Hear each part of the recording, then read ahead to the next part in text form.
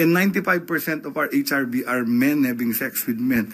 Hindi sila natetest. So, baka kailangan din nating balangkasin yun, Yusek Claire, no? Kasi batas yun eh. Interpretation ng law. Female sex worker ang nakalagay.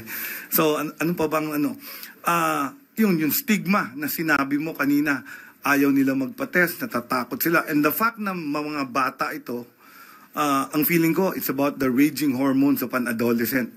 Pagkatapos, yun nga, experimenting, napakadali with online dating, may group sex pa, may anonymous sex pa. So these are the things that I've listed down as very, very important. And then, napababa na rin namin yung age of consent sa testing to 16 years old.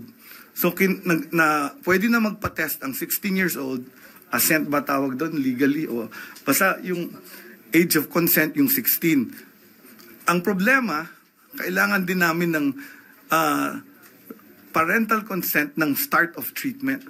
So that's another legislation change na kailangan namin para, kaya kita nyo na, to battle HIV, kailangan ko ang legislation, kailangan ko ang funding, kailangan ko ng information campaign. So yun yung reason why I'm asking at least an executive order para yung mga iba-ibang ahensya ng gobyerno tumulong para mahinto talaga natin itong 500% increase of HIV in our kabataan.